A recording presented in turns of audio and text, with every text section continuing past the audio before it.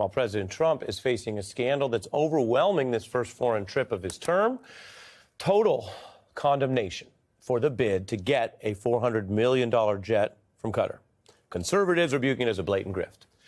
Elected Republicans opposing this and really trying to duck what they see as obvious political blowback for something they want no part of. Democrats blasting it, of course. And then many ethics and nonpartisan experts agreeing this is actually, numerically, the worst attempted corruption in the history of the White House. Those are just some of the headlines battering Trump during the trip as he lands today in the country offering this controversial and possibly illegal gift, Qatar. And in one side, the entire plan might already be on the rocks. Neither side publicly addressed this Trump controversy over the plane as he deboarded a different plane. Now, for many Western democracies, Qatar is seen as a pretty extreme and challenging dictatorship to deal with. It runs as an autocratic monarchy. They have crackdowns on human rights, limits on free speech, and, of course, the press over there. They fund Al Jazeera, and many U.S. experts view that as partly a tool of foreign influence, sometimes cutting against U.S. interests. They also work with the U.S. military, so it's a relationship that's complicated, nuanced to be sure, but it complicates American interests because this is a regime that does Iran diplomacy, that hosts a Taliban office in Doha. And this is not news to Donald Trump, by the way. Back around the first term, he was blasting this same Qatar regime as what he called a super terror funder. Qatar clearly wants to play ball. Qatar would rather pay money, which it gathers from its resources and people in a system where they have no accountability. They're a monarchy. They'd rather take that money to buy influence than change any of the policies that the U.S. has a problem with. Indeed, Qatar has been trying to transform its reputation, the Times reports, by spending millions on lobbyists in Washington, including Pam Bondi, now Trump's attorney general. Now, Trump's visit, the Times notes, is a part of this wider success for a very pricey influence strategy for a relatively controversial autocratic monarchy. And their strategy appears to be working. You have this regime trying to buy their way to some sort of better reputation or treatment by the United States. That's the problem underlying the whole jet gift. And it's also why, separate from the ethics, we're not getting an offer of a jet for our politicians from Canada. Qatar has more cleanup to do. And so even apart from the obvious ethics, which should have made this whole thing dead on arrival or not cleared for takeoff, if you prefer, even beyond that, Qatar has faced skepticism from American leaders for its actions on moral grounds and on the normal foreign policy grounds, that they're adverse to U.S. interests. And so here, instead of facing the normal pressure of possibly changing those policies or just paying the consequences, the evidence and the influence campaign suggests what everyone's concerned about, that Qatar is trying to corrupt the United States process from inside, using or abusing money and influence to buy a closer relationship than the facts would otherwise warrant. Now, this is according to multiple administrations and experts that have previously determined that Qatar, at a minimum, should be kept at arm's length, that you don't just embrace a monarchy like this, or you can dial back to the Trump quote I played you, or his own focus on the terror funding. And that was back before all the Qatar money offers were coming in. The facts and the offer from Qatar suggest that this is not about what's best for America. It's about a foreign effort to make Qatar great, to take a turn on the Reagan phrase that Trump rebooted, of course, for his campaigns. And this isn't a new or creative type of corruption to try to make Qatar great. It's actually one of the oldest things in the book. The founders of this country knew that there was always going to be a risk for the United States as a democracy with rotating leaders who don't just hold on to money like a monarchy, that they might someday have people in important positions who were basically weak or greedy. And the founders were worried that weak or greedy leaders could get bought off, could get compromised, even by something so easily and noticeable as blatant as a foreign gift. And so keep that in mind when you remember the Trump family is doing the kind of double dealing with these deals in the exact countries that Trump has prioritized on this first visit. And so to connect the dots tonight, the founders did not leave it up to any one leader to decide when to take gifts. They permanently limited any such foreign gifts in our Constitution. You may have heard reference to this recently given the news this week.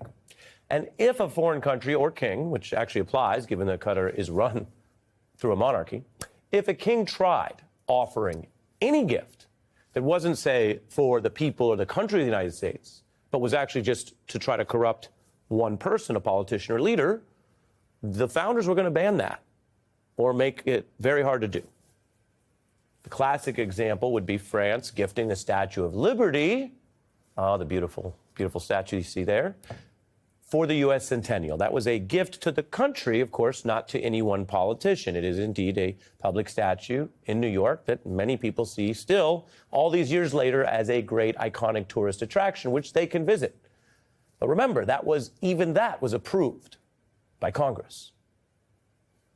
And it wasn't a gift for the politician.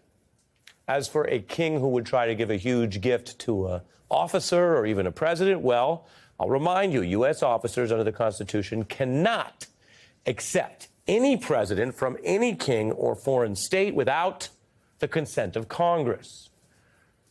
The founders viewed it as obvious that Congress would never approve big, lavish personal gifts, let alone gigantic ones, and thus that limit meant you would have a check. A rough count suggests the majority of senators today are already on record against this gift plan, when you have the Democrats and several Republican senators who've already spoken out. So it looks like by that whip count, Trump can't even clear this constitutional hurdle, and that's even if his attorney general and former Qatar lobbyist says she likes the idea. So that's the rule. Now, Trump could be pushed to drop this plan from all of the blowback before it's even tested in court. It is still significant because it shows you where his priorities are. It shows you what he's trying to do. It shows you in the clearest possible sense that this personal enrichment matters more than what the U.S. might get. Again, if you use the Statue of Liberty example, why not give the $400 million if it's for the taking to some public project? Why not? Because it's not about you. It's not about the oath he took. It's clearly about him. And because, as I mentioned this in our coverage here, because of the fact that it's so physical and visible and it's a jet, it seems to be having more blowback, especially among Republicans, than other self-interested maneuvers, certainly more than the cryptocurrency, which feels kind of, hard to track. For his part, Trump has defensively argued that taking foreign gifts is, he argues, somehow, quote, smart. Well, the Constitution, the U.S. military, the CIA policies, they all disagree.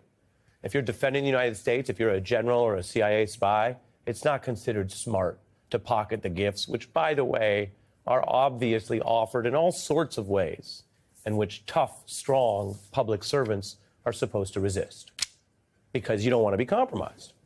Trump is now arguing that the Gulf states have bigger planes, maybe greater planes, and he wants the U.S. to kind of keep up, he says, even if that means having what would become the first ever Qatar Force One, if you will. This really is his argument. It's his new talking point in an interview where even Fox News felt the need to bring up the scandal. When you land and you see Saudi Arabia and you see UAE and you see Qatar and you see all this, and they have these brand new Boeing 747s mostly, and you see ours next to it, this is like a totally different plane. It's much smaller. We're the United States of America. I believe that we should have the most impressive plane. Yes. We've gone from what the rules are to the self-dealing to the sort of general statement that we should have the most impressive plane.